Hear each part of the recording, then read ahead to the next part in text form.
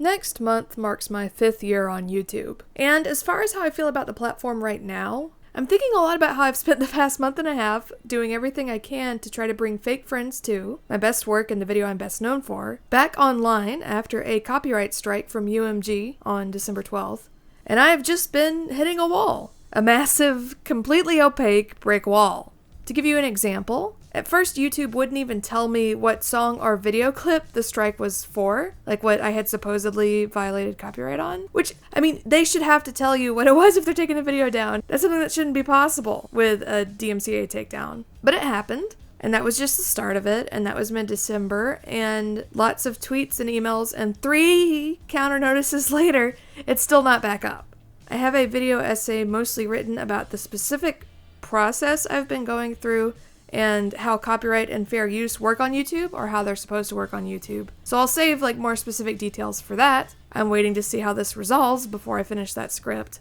But as is probably obvious, it has been a frustrating and miserable process, and one I really hope I never have to repeat. Over the past few years, I've guested a lot on podcasts and live streams, but it was mostly in the past year that I got more directly involved in podcasting and with charity streams. I'm a host and player on the tabletop actual play show Critical Bits, and I'm the film correspondent on the comedy pop culture discussion show Struggle Session, along with doing voice work for an upcoming audio drama called Less is Morgue, having a guest run on the actual play show Omen Investigations, appearing more regularly on the One Piece podcast, and so on. I've been very online for the majority of my life. And I always knew the internet could be a horrible place full of sickos and bullies and whatever. So I was not surprised when I started a YouTube channel and I had to put up with harassment and just weird, inappropriate messages and insults and threats and unwanted confessions of love that made me very uncomfortable. I also knew the platform could be very unforgiving, not only with everyone being in competition to catch the attention of viewers, but also with an opaque algorithm controlling a great deal of any individual creator's success. Lots of people get frustrated over whether their own subscribers actually see, their videos or actually exposed to their new videos. And frustrations and mental health issues and burnout associated with big YouTubers chasing the algorithm are well documented. Over time, especially over a length of time as long as 5 years, even if you know it's bad to get death and rape threats, and that you shouldn't have to concern yourself with some mysterious, ill-defined algorithm puppeteering a great deal of your success on a platform that doesn't remotely care about you as a creator, even though you know these things are wrong, you get accustomed to them and you learn to accommodate them with your time and effort and just emotionally. You just kind of build space for that into your day. When I get a new comment on a video, it could be something nice, or an interesting and thoughtful good faith critique, like someone coming at me from a place of good faith and wanting to have a discussion where they disagree with me. Or, we can just look at my One Piece video and see some great ones from someone who found a transphobic way to express that they hope my skull would get crushed, to SJW spit on you bitch stuff. And sometimes also, this is nobody's fault, this is just the way that this system works and the way that making video essays work. But sometimes I can spend over a month on a video and spend dozens of hours researching it and hunt down and buy books and magazines and get people to help me track down literature from the 50s for it and find the process of making it really fulfilling and have fun incorporating a lot of my own footage and, to me, compile research about a specific topic in a way nobody ever has in one place before, and then spend 2 days on another video, which I also enjoy but which is substantially less work, and the latter will get more views. And it's just oh well, that's life. I don't care about views as a metric of my success, but the amount of time or effort that goes into a video really, apart from on a huge scale, has nothing to do with the response that it will get, which is frustrating when you want to put effort into a video, but the month deadline's coming up. It can be disheartening to spend a lot of time on something and it get very little response, knowing that if I made a video in a day or two that's on a more current topic or has a more clickbaity kind of title, not even necessarily clickbait, but just sort of a title people want to click on, that would get equivalent or more response to something that substantially more time and effort went into. Especially when I need to get more attention and get more eyes on my work to make more money on Patreon to make a living. That pressure is always there. And I'm a shy person, and I don't like a lot of attention. But I do have a love for art and media that I need to share. Or sometimes I'll find an idea that I think is really novel or really important, and I get a compulsion or like a need to articulate and spread that idea. I get really excited about it, and I never have enough time to make every video I want to or talk about everything I want to. I have a ton of unfinished scripts that may or may not be videos one day, but it's a really fun and rewarding process from like, okay, I have this idea, to, okay, I spent a whole lot of time researching it and I put something together and then I put it out there and then people respond to it. Or they learn something from it, or it changes their mind. And having the means to articulate these ideas and have an audience pay attention and be able to talk about an obscure horror webcomic or band that I like and have people check them out, or talk about how I feel about comedy and empathy and be able to change people's minds. Or to make a couple of video essays and then suddenly everyone knows what parasocial means and is haunted by the same horrible brainworms that I am. I do not take that for granted. I am extremely lucky to have the job that I have and to have an audience. And for a long time, I just considered harassment and threats and parasocial weirdness and fighting for relevancy and trying to make the work I wanted to make without capitulating to an algorithm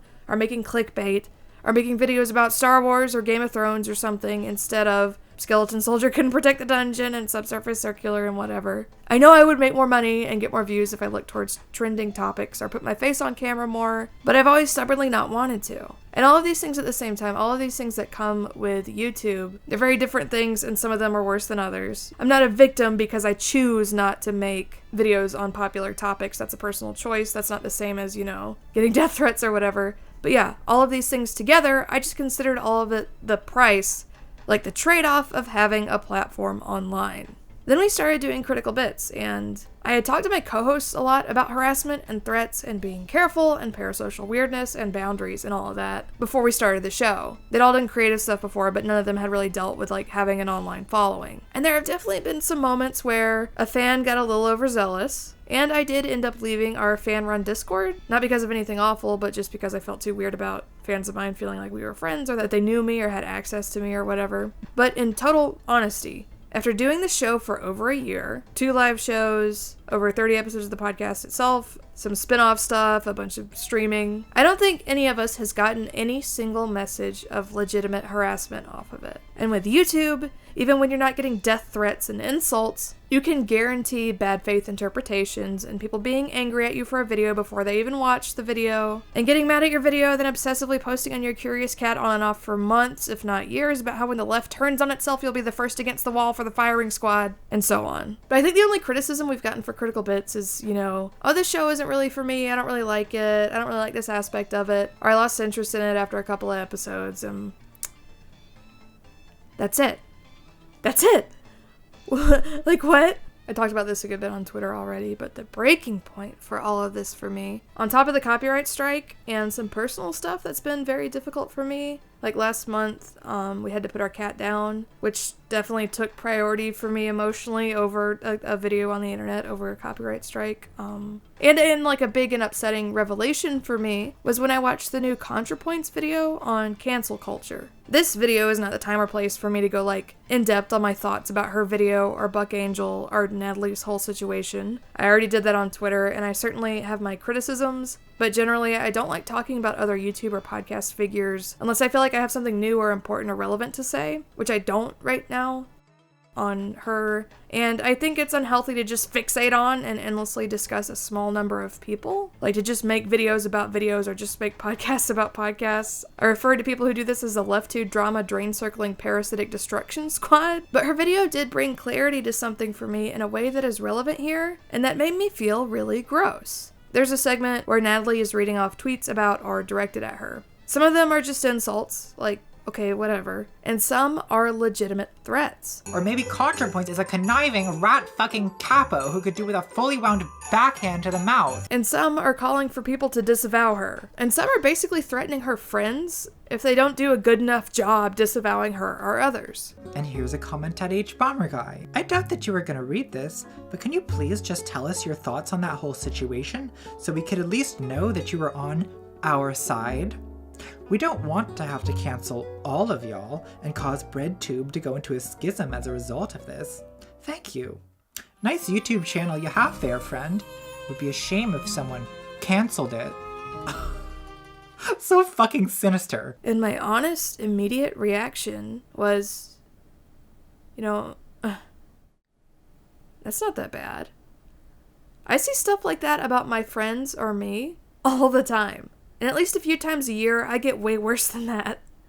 That's normal. That's YouTube. That's not a big deal. Like, you make money off YouTube. You get a platform. This is the sacrifice you make for it.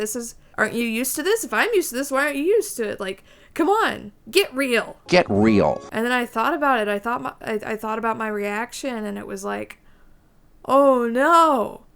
How far gone am I as a person, where I am so used to seeing myself and people that I care about being harassed and threatened and scrutinized and called monsters, that I think the problem is that she's being sensitive here, rather than the problem being that I'm so accustomed to the constant low background hum of insults and threats and harassment that I see these specific and uniquely terrible consequences of an ill-run platform with a toxic culture as normal, or as not a big deal. If a man sends me a message basically telling me that he's gonna come rape me as research for his novel, or if I get messages like this, or like this, or like these, or like this one, or like that, or like this one, or like that one, or like these, or like this one, or like that one, or this classic, that's just the price you pay for making content, right? You set yourself up for it when you decided to become a public figure.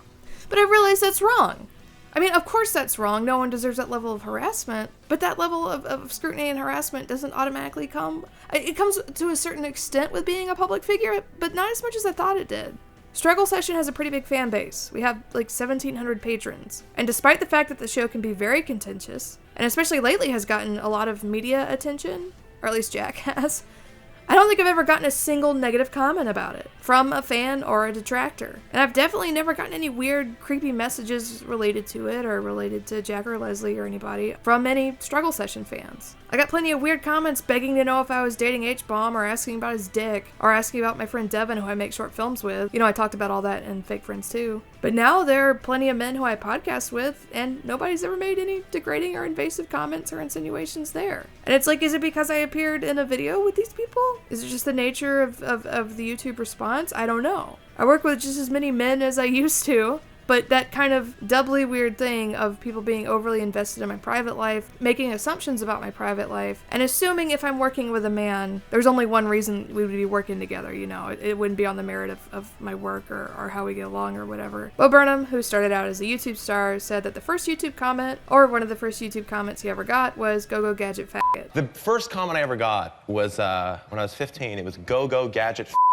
That's all it was. He's kind of murky on when it happened. I don't know if it's 100% true. It's probably true, though. It probably happened early on in his career. And it's not hard to believe that someone took the time to make a YouTube account and channel and made their first video and spent time filming some different takes and doing some basic editing and sent it off into the world. And the first response they ever got back was, "Go gadget faggot." The biggest reason people give me is since I came on the internet, they said that I didn't get enough criticism. I wasn't in the clubs grinding it up. But the truth is, for the older comics that say that, I want them to read 10,000 internet comments and see if they don't feel fully criticized. After that, I mean, like, it's the most vitriolic, personal. I mean, it's one thing for a heckler to have to heckle you on stage and own that moment, but when people are faceless and don't have to get the repercussions for that, what's the worst thing they've said about it? I just assumed that the whole internet was like that. And while the whole internet is kind of like that, there's definitely a difference of proportion. Of course, really, really popular podcasters, or podcasters who are particularly contentious, get a great deal of weirdo fans and threats and harassment. And a lot of harassment is always going to be disproportionately directed at people in marginalized groups, whether or not they have a big fan base.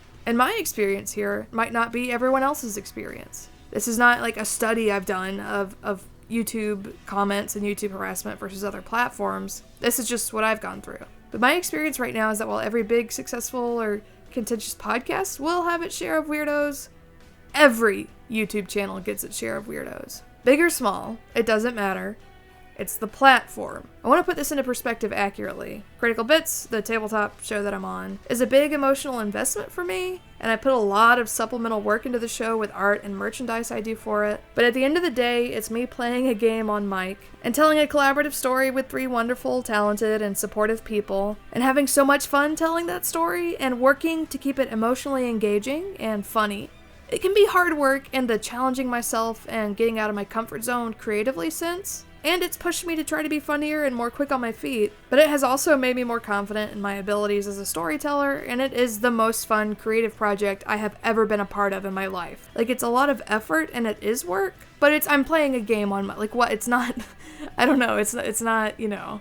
And Struggle Session is me watching a movie or a TV show and talking about it for an hour with really smart and funny people and feeling very safe to share my perspective, whether or not we all agree. And I know that I'm a respected and valued member of that discussion. And with both of these, what criticisms I've been exposed to have been very polite and reasonable. And I never care if people disagree with me or have criticisms. That's healthy. And even, like, you know, basic insults or unkind things that people will say about me online, if it's not directed at me personally, like if it's something that I would have to go looking for to see, or even if it's an unkind or uncharitable criticism of the work, like, whatever, that's not a big deal. And then, like, I don't have it on hand because there are some curious cats that I just never want to look at again. But I got one time that said the person hoped I would kill myself by, or that I should kill myself by rolling around in broken glass and setting myself on fire. It was something like that. And I'm pretty sure that was because of my One Piece video too. That one really made people angry. But then, you know, I've done the One Piece podcast a few times and expressed a lot of the same ideas I have or the same criticisms that made people tell me that they wanted me to die, and surprise, no harassment or backlash off that at all. Not one person told me to set myself on fire. Not even one.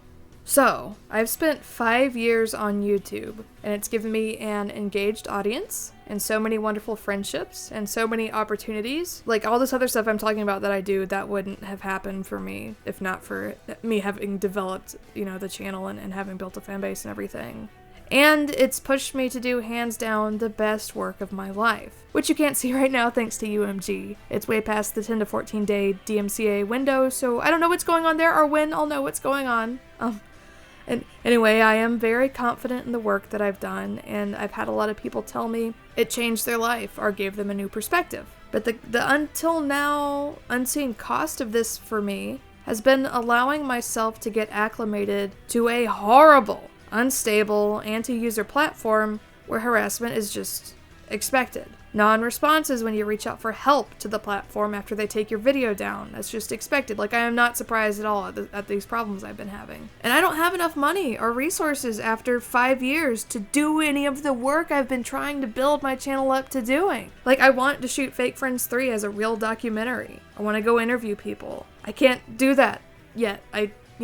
And even if I did have those resources right now, if I was still relying on YouTube, and especially if I was still relying on, you know, fair use provisions in US copyright law, it could just get taken down without me even being told why it was taken down, and then stay down past the allotted window, leaving me just kind of confused and feeling helpless about the state of work I put untold hours of my life into. For me, after 5 years of my life, like, there go my 20s, working so hard at this and genuinely doing my best at this. Now I'm kind of seeing that instead of dealing with all of that, I can play a tabletop game or talk about movies, which, you know, typically are both significantly less work and less time than making a densely researched half-hour video essay, let alone a 2-hour documentary. It's stuff I enjoy doing off mic anyway, and on top of that, I don't have to edit or run social media or anything for either podcast. And both shows make a significant amount of money. It's not like they're just there for fun, or like there's not a return on what I'm doing. And best of all, nobody harasses me, and I never have to worry about any of that getting removed and locked in the YouTube vault on UMG's behalf. Podcasting has a lower barrier to entry than YouTube, so the field is very saturated, and it's harder to game any algorithm to get listens, and I know that I'm fortunate that both shows are doing well. I know that's rare, and Just Do a Podcast isn't like an inherently viable answer or alternative for other people who are kind of stuck doing YouTube or stuck dealing with all of the very negative consequences of doing YouTube. And I know there's the friend simulator danger with shows like these, but honestly, while Critical Bits is a show I'm really emotionally invested in, and while the character I play is influenced a lot by my life experiences, I put a lot of deliberate differences in as well. And I talk way more openly about my feelings and actual concrete real life experiences in my video essays than I do on those shows. And I have never felt forced to let go of any boundaries to be on those shows, the way YouTube constantly pushes its users to be more parasocial. I was talking to my friend Ian Danskin on Twitter, and he talked about this in a way that surprised me at first, but I guess honestly makes sense to me. My friend Joel Ruiz, who runs Critical Bits, did stand-up for 10 years, and when he got into the actual play podcast community after that, he was kind of shocked at how different it was, and how nice people were, and how people were just genuinely friendly and helpful for the sake of it, with no real expectations of reciprocation or a payoff. I think all four of us have just been kind of overwhelmed with how positive and sincere the response to the show has been. And I feel kind of the same coming off of years of YouTube as he did coming off of years of stand-up comedy. Though more in being shocked that a much less abrasive audience interaction experience was possible, and that it is so much less stressful to create when you aren't worried your anime video will get you death threats, or that UMG is going to sue you if you don't willingly erase work you spent a year of your life on from existence. Maybe like 6 months into Critical Bits, I actually started joking with Joel that like nobody had even told him to kill himself yet. Like, what's that? It's so different from YouTube. And it's over a year in, and that still applies. It's possible to get acclimated to any kind of bad situation, and I knew YouTube was bad. A lot of Fake Friends as a series is about the ways that it's bad. But I just assumed that any creative work online would feel like that. But I was wrong. And I wish I had realized I was wrong earlier. Or at least not let myself be the kind of person who sees YouTube's culture as normal or expected, and whose knee-jerk reaction to someone upset at that culture would be like, get real. Get real. Regardless of how I feel about some of Natalie's decisions, I adamantly believe she did not deserve any harassment or abuse. And I wish I had internalized better that I don't deserve all the weird, horrible stuff I've gotten either. And I wish I had been more considerate of how those trade-offs were affecting me. Or spent more time thinking about, maybe I can make some kind of impact online creatively and not have to deal with any of that or such an unstable platform. And this is not a, I'm quitting YouTube video. I love documentary and video essay work, and I love researching and sharing my research. And this is still my main income source. I couldn't quit if I wanted to right now. And it's still very fulfilling to me, like, the process, and I still love making videos. But especially after a month of trying to fight UMG and fight YouTube's, like, comically opaque anti-user system, I am tired. I think you can hear it in my voice. I'm staying up late recording. I sound tired. I am tired.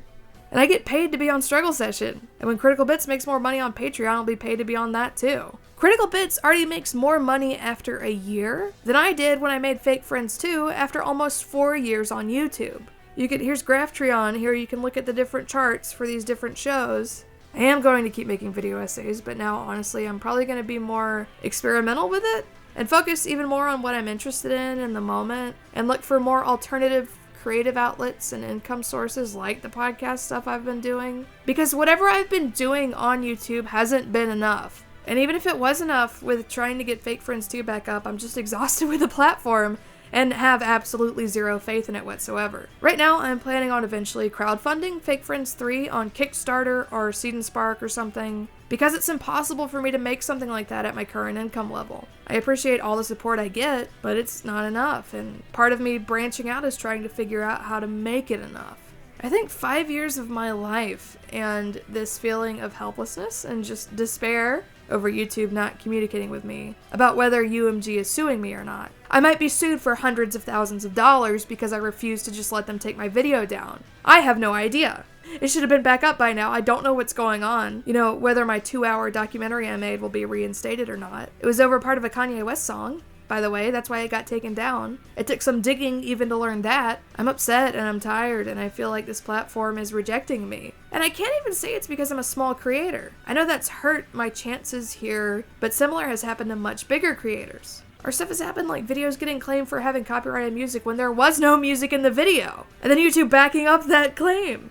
And I'm stuck in this weird final review period YouTube won't tell me about that a lot of other people have dealt with too. And that could happen to me again at any time. This is a platform where I feel like I have no control over what happens to the videos that I put out. And even just talking about all this feels awful because I know my work is meaningful to people and I work very hard at it. But I know to really grow my audience, I need to make another Fake Friends 2 level documentary, but I don't make enough money at it right now to make another documentary. And even if I did make enough money, I have no way of knowing that documentary would be forcibly taken down, completely out of my view or control, over a year after it was uploaded, because of a fair use of a small song clip.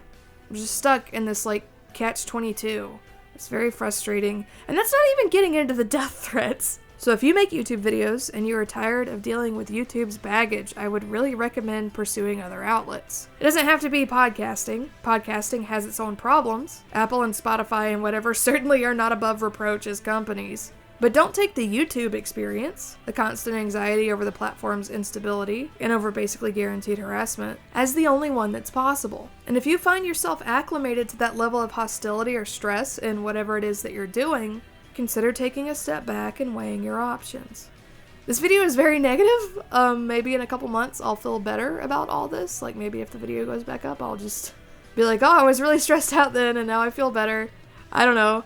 I watched my 4-year update video from last February, and I was way more hopeful when I made that one. Maybe I'll be able to like recapture that feeling soon. Or I might get sued by Universal Music Group. I have no idea. That's scary.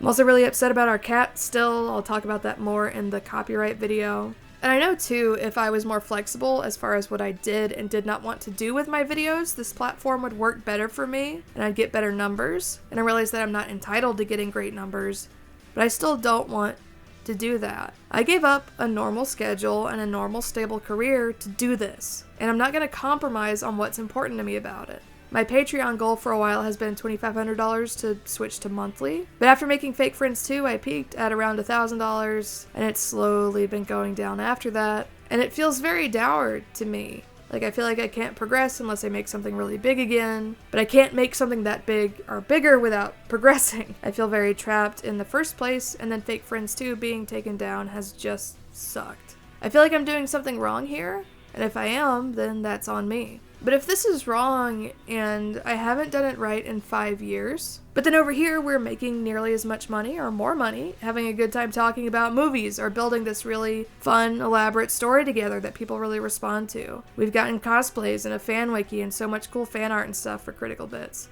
And again, no threats, no harassment, no fear of like, is this person who's sending me these messages going to come to a convention and try to kill me?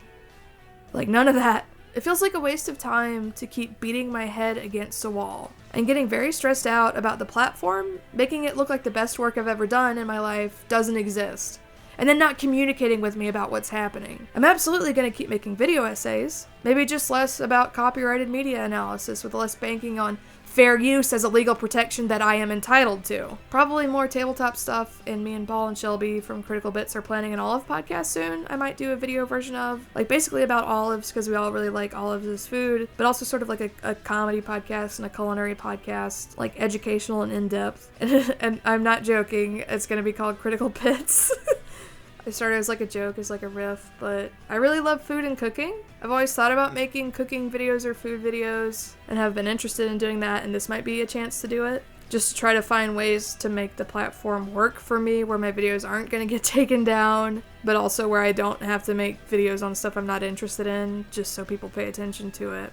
So I look forward to Critical Bits coming soon. But yeah, whatever faith or comfort I had in YouTube as a platform is just gone after this Fake Friends 2 thing. And for me, there was not a lot there to begin with. Again, this feels very negative, and I've gotten a lot out of YouTube, but 5 years of making this my career focus is a long time. And a lot of putting up with threats and invasive comments and absurd levels of scrutiny. I try not to talk about this a lot, or I don't talk about this a lot in my videos, but I've sacrificed a lot of time and a lot of my social life and just like life progress, focusing on this career with making and promoting videos and doing conventions. Like, there's been a cost to it for me. There's been a very big personal cost. The reason I keep saying 5 years in this video is because if all the work that I've done can just be taken down and not put back up, if it can just be like erased, then that's very upsetting. And everything, and I felt like all the video work I've ever done, all the video work I did in my life for making AMVs as a teenager, I think the first AMV I ever made was 15 years ago. So like all the time I spent learning how to do that, just as like a fun hobby, and then all of the like nonprofit and educational video work I did before I did YouTube mostly,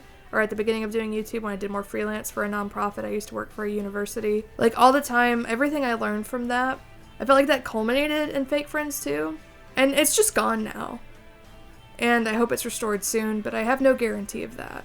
And I keep thinking about I don't know if people who are on Twitter are as familiar with this, but I keep thinking about the Jared Yates Sexton Trump tweet. Like, I worked on this video for a year, and it's just gone now because someone at UMG decided it should be gone. That feels bad, and I'm upset about that. And in writing this, I tried to spin that into 2 points that hopefully have utility. Any video that I make, I don't want it to just be me rambling. I want it to either have like a point or to teach someone something or whatever. And the 2 points would be like, 1, if you're in a bad place with a job or a situation, you shouldn't assume that's normal or put it on other people that it's normal. And 2, that YouTube is a uniquely toxic system, which I didn't fully realize until I had other, much less stressful venues of expression. But also I'm just frustrated, and this is my way of venting. With their cat, with Bootsy dying, that also gave me a lot of perspective. Because I could imagine a response would be like, well, it's just one video, it's not that big of a deal. And in the grand scheme of things, it's not that big of a deal. I'll survive. If my YouTube channel got nuked right now, if it got like deleted right now, that would suck. But I would still be alive, it's fine, it's whatever. But that video was my calling card. It was the thing that I finally made after years that people were familiar with. And it's gone now. If you'd like to help me pay my bills while I'm dealing with all of this, and maybe help me get to where I could make another feature-length video, or one day get to that $2,500, or just have my monthly YouTube income not slowly descend every single time I check on it, here's my Patreon. I also have a Ko-fi. I worked with a manufacturer to design Critical Bits enamel pins, and I designed the backing cards, and if you want to buy one of those, all the money currently goes to me until I've made back what I invested into them and what I've invested into printing zines and whatever for the show as well. I also have some Streetchy Movies stickers and stuff up for sale. I'm currently planning a zine for Kickstarter, for Zine Quest. In February, they have like a big tabletop zine initiative. I'm planning a body horror tabletop zine, tentatively titled Inside Out. I have a really cool artist on board and a bunch of like GMs from actual play shows and game designers and so on that have signed on to be on the project. Really excited about all of them. That'll be sometime in February, and I'll put a link in the description whenever that goes up, or like just like look at my Twitter or search Zine Quest on Kickstarter. It'll be there. I ordered some stickers. I got some epoxy eyeball D20 stickers that I designed that will be Kickstarter exclusive, and I looked into like custom dice and other stuff. I'm still figuring out stretch goals. I've never done a Kickstarter. This is part of the reason I'm doing this is to get some experience with this type of crowdfunding for when I do Fake Friends 3. So it's not my first time ever doing something like that. Because my goal is probably going to be around $1,600 for this. I'm going to work out the budget a little more, but just to be able to not only print the zines, but to be able to pay contributors well and cover myself for taxes and cover any potential problems. I think that's a good budget to shoot for. Whereas something like Fake Friends 3, if I really wanted to make it the way I want to make it, it would be in probably the $10,000 to $20,000 range or more. So it's better to start with something small, where if everything went terribly wrong, I could figure out paying people back, or I could, in the $1,600 range, like I could figure that out or whatever. If I did something terribly off with the budget. Or even if I believe it'll get funded, but even if it didn't get funded, it wouldn't be the end of the world. I could also self-fund something like that eventually, but for Fake Friends 3 with that amount of money, I would rather wait and get some experience here, so yeah. I've been working on a bunch of other scripts. I have one about how to be funnier about, like, comedy. I have one about the webcomic Feast for a King that I've been reading. I have one about the Water 7 arc in One Piece. Those are the ones I've been mainly working on. I'm really trying to get 2 videos out every month now. I don't know if I'll be able to do that, but we'll see. Anyway, thank you for watching. Sorry that this is a downer. I just wanted to express how I was feeling, how I've been feeling the past couple months, and give people some stuff to think about. I think a lot of videos in this vein are more down, like I said, in the, like I'm burned out, or I'm quitting YouTube, or I'm taking a break. I'm not doing any of that. I'm mostly upset about Fake Friends 2 being taken down, but we'll see how it resolves. We'll see. I could, what's probably going to happen, is I'm going to spend a day or two editing this and get it all done, and then as soon as I upload, right before I go to upload it, Fake Friends 2 is back. That would actually be pretty funny. We'll see. Whatever.